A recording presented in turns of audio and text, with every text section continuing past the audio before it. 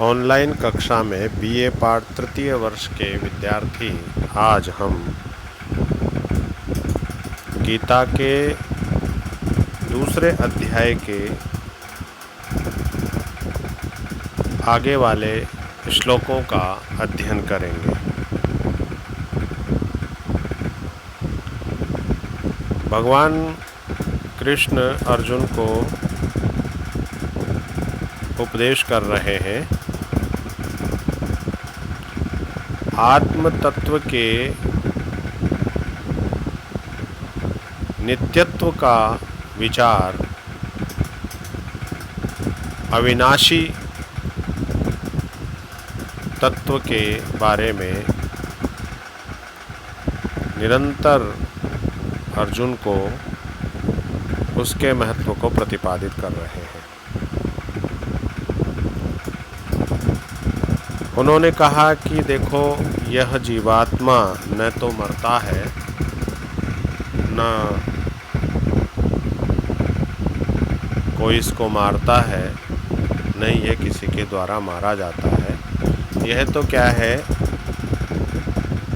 उसके विशेषण बताए, अज है, नित्य है, शाश्वत है, पुराण है और न हन्यते हन्यमाने शरीरे। शरीर के मारे जाने पर भी, यानी शरीर के नष्ट हो जाने पर भी यह कभी नष्ट नहीं होता।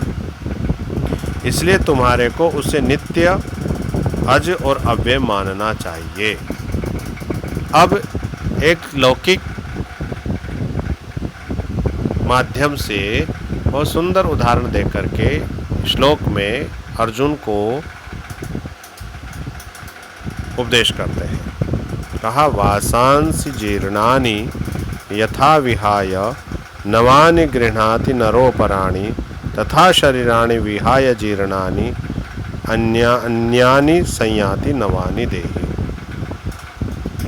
कहा, वासांसि, वासांसि वस्त्रों को कहते हैं। कहा, वासांसि यानी वस्त्रों को। जो वस्त्र कैसे हैं? जीर्णानि, जीर्ण है। जीर्ण मानी पुराने हो गए हैं, जीर्ण शीर्ण हो गए हैं, फट गए हैं। कहा, यथा, जिस प्रकार से, विहाय मानी छोड़ करके, त्याग करके, यानी फटे पुराने वस्त्रों को त्याग करके, जैसे नवानि मानी नवीन, नए, वासांसि मानी वस्त्रों को गृह्णाति, पहनता है, ग्रहण करता है, लेता है। कौन? नरह, मनुष्य।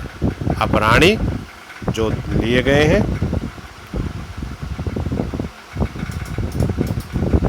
दूसरे, अपराणी का अर्थ हुआ अन्य, जो दूसरे हैं, उन वस्त्रों को उसने लिया है। तथा उसी प्रकार से शरीराणि विहाय जीर्णानि, उसी प्रकार से शरीराणि जीर्णानि विहाय, जीर्ण शीर्ण निर्बल शरीरों को विहाय, त्याग करके, अन्यानि संयाति नवानि देहि। देहि मानी आत्मा, नवानि अन्यानि, नए अन्य शरीरों को, शरीराणि शरीरों को संयाति प्राप्त कर लेता है, उनमें चला जाता है।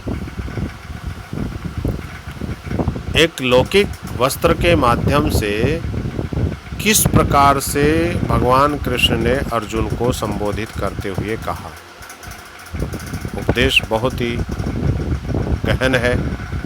कहा, जैसे हम लोक में देखते हैं कि व्यक्ति वस्त्र पहनता है और वस्त्र पहनते पहनते पहनते वो वस्त्र खराब हो जाते हैं, गंदे हो जाते हैं, फटने लग जाते हैं, गल जाते हैं। उन वस्त्रों को त्याग करके मनुष्य जैसे नए वस्त्रों को ग्रहण कर लेता है, नए वस्त्र पहन लेता है, ठीक इसी प्रकार से जो जीवात्मा है, अर्थात जो आत्मा है, वह भी पुराने शरीरों को, बुढ़ापे वाले शरीरों को, जीर्ण शीर्ण शरीरों को, ऐसे निर्बल शरीरों को त्याग करके वह नए शरीरों को प्राप्त कर लेता है, अर्थात नए शरीरों में प्रवेश कर जाता है। अब यहाँ पर इस श्लोक में देही शब्द जो है उस जीवात्मा के लिए आया है, आत्मा के लिए आया है। इसलिए यहाँ पर भगवान कृष्ण अर्जुन को संबोधित करते हुए कहते हैं, अरे भाई, जब जीर्ण शीर्ण शरीरों को त्याग करके, जब पुराने वस्त्रों को त्याग करके मनुष्य जैसे नए वस्त्रों को धारण कर लेता है, वैसे जीवात्मा पुराने शरीरों को त्याग करके नए शरीरों को प्राप्त कर लेता है। तो ऐसे ही ये तुम्हारा शरीर है, ये सामने खड़े हुए हैं पितामह भीष्म द्रोणाचार्य आदि, इनके शरीर है। इन शरीरों को त्याग करके जीवात्मा दूसरे शरीरों में प्रवेश कर जाइए तो तुम्हें दिखाई पड़ रहे हैं सामने। इसलिए इनके बारे में, इन विनाशशील शरीरों के बारे में तुम्हें किसी भी प्रकार की चिंता नहीं करनी चाहिए। आगे फिर कहा जीवात्मा के ही संबंध में 23वां श्लोक, नैनम छिन्दन्ति शस्त्राणि नैनम दहति पावकः न च क्लेदयन्ति आपः शोषयति मारुतः। कहा न एनम, देखिए यहाँ पर संधि है न एनम, न एनम, तो अ और ए मिलकर के आई हो गया, न एनम, नैनम। तो न मानी नहीं, एनम मानी इस जीवात्मा को। छिन्दन्ति शस्त्राणि, शस्त्राणि मानी शस्त्र, तलवार, भाला। छिन्दन्ति नहीं काट सकते हैं। नैनम दहति पावकः, और पावकः मानी अग्नि। न एनम, न मानी नहीं, एनम मानी इस आत्मा को, दहति जलाता है, अर्थात अग्नि भी इस जीवात्मा को जला नहीं सकती। न च एनम क्लेदयन्ति आपः, आपः मानी जल, पानी। न मानी नहीं, च मानी और, एनम मानी इस जीवात्मा को न क्लेदयन्ति गीला नहीं कर सकती, भिगो नहीं सकती। न शोषयति मारुतः, अर्थात नहीं मारुतः मानी हवा, इस जीवात्मा को सुखा नहीं सकती। अर्थात जो 5 मूल भौतिक तत्व हैं, वो मूल भौतिक तत्व भी इस जीवात्मा का कुछ भी नहीं बिगाड़ सकते हैं। यहाँ पर यद्यपि भौतिक सभी भौतिक तत्वों का वर्णन यहाँ पर नहीं किया, लेकिन 3 भौतिक तत्व यहाँ पर गिनाए गए, अग्नि, जल और वायु। और शस्त्राणि मानी शस्त्र, यानी किसी भी रूप में जीवात्मा का कोई भी नाश नहीं कर सकता। यानी इस आत्मा को शस्त्र काट नहीं सकता, इस आत्मा को अग्नि जला नहीं सकता, इस आत्मा को पानी जो है गला नहीं सकता, भिगो नहीं सकता, और वायु इसे सुखा नहीं सकती। आगे फिर कहा 24वें श्लोक में जीवात्मा के विशेषणों को बता रहे हैं। देखो वह जीवात्मा कैसा है। कहा अच्छेद्यो अयम अदाह्यो अयम अक्लेद्यो अशोष्य एव च नित्य सर्वगता स्थाणुरचलोयम सनातनः।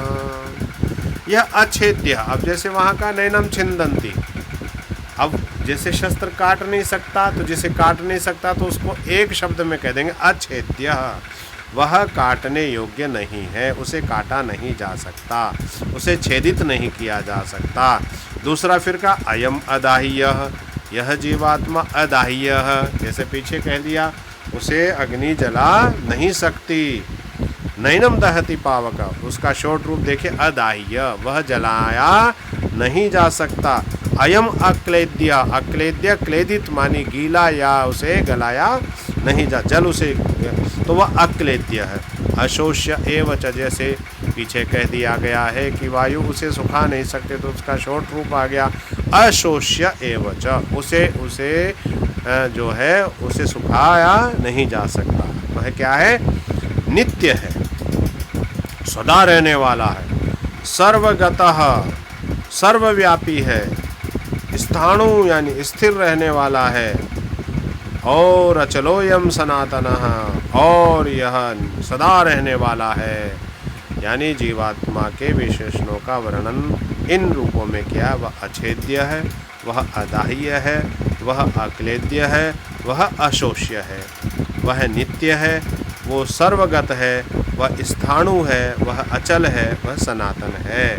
तो जीवात्मा के संबंध में भगवान कृष्ण अर्जुन को उसकी इस प्रकार का जीवात्मा है, इसलिए जीवात्मा का चिंतन तुम्हें करना चाहिए, इन भौतिक शरीरों का चिंतन तुम्हें नहीं करना चाहिए।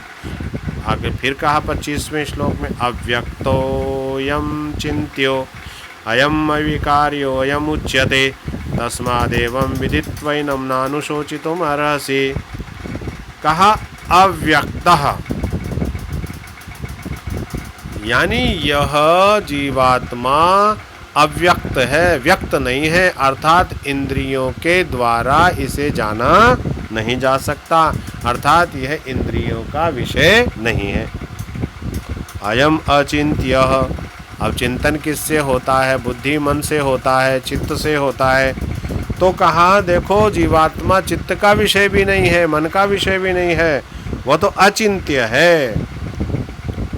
चिंतन से यानी मन का विषय भी ये नहीं है। अयम अविकार्यः, और ये इसमें विकार उत्पन्न नहीं होता, अर्थात यह अविकार्य है। अयम उच्यते, इस प्रकार से यह अव्यक्त, अचिंत्य, अविकार्य यह कहा जाता है।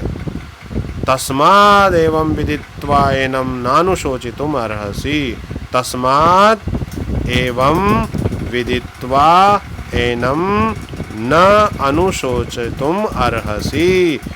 तस्माद मानी इस कारण से, एवं मानी इस प्रकार से, विदित्वा जान करके, यानी जीवात्मा को अव्यक्त, अचिंत्य, अविकार्य जान करके, अछेद्य, अदाह्य, अक्लेद्य, अशोष्य जान करके, नित्य, सर्वगत, स्थाणु, अचल, सनातन जान करके, एनम मानी इस जीवात्मा को न अनुशोचितुम अर्हसि, अनुशोचितुम शोक करने के लिए, अर्हसि तुम्हें शोक नहीं करना चाहिए, अर्थात तुम्हें किसी भी प्रकार से इस संबंध में शोक करने की तुम्हें आवश्यकता नहीं है, बल्कि तुम्हें अपने कर्तव्य पथ पर चलना चाहिए।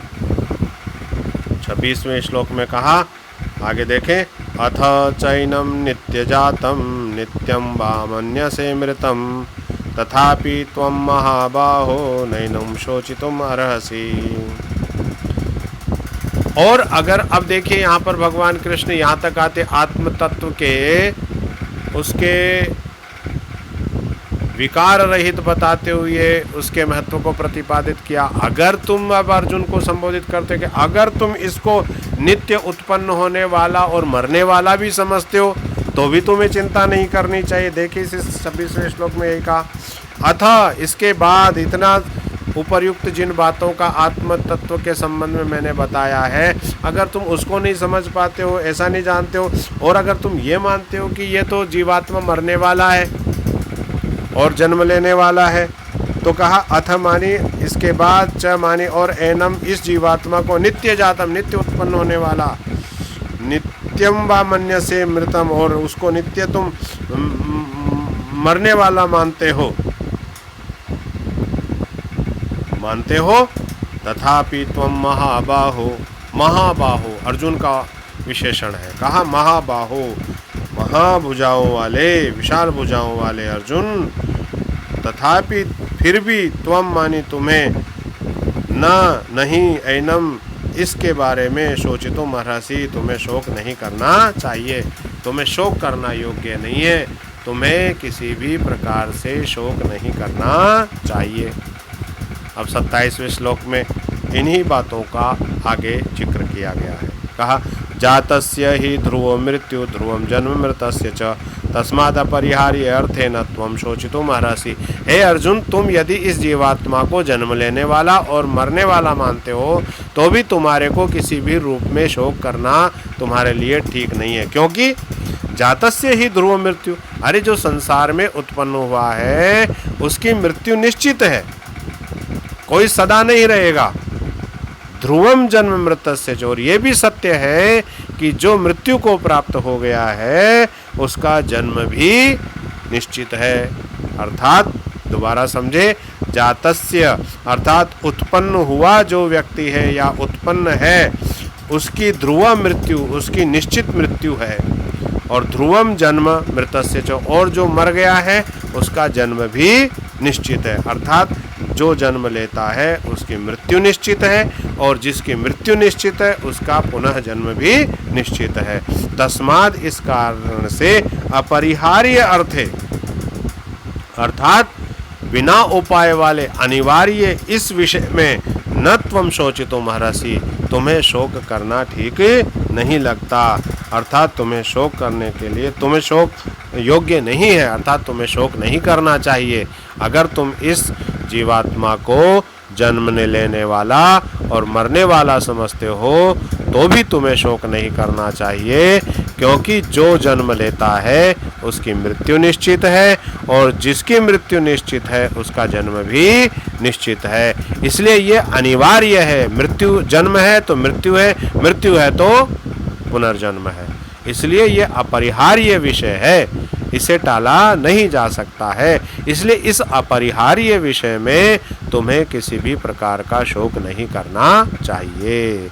इस प्रकार से भगवान कृष्ण अर्जुन को आत्म तत्व के महत्व का वर्णन करने के पश्चात कहते हैं कि यदि तुम इस जीवात्मा को जन्म लेने वाला और मरने वाला समझते हो तो भी तुम्हारे को शोक नहीं करना चाहिए। आज बस इतना ही, आगे अगली कक्षा में अध्ययन किया जाएगा।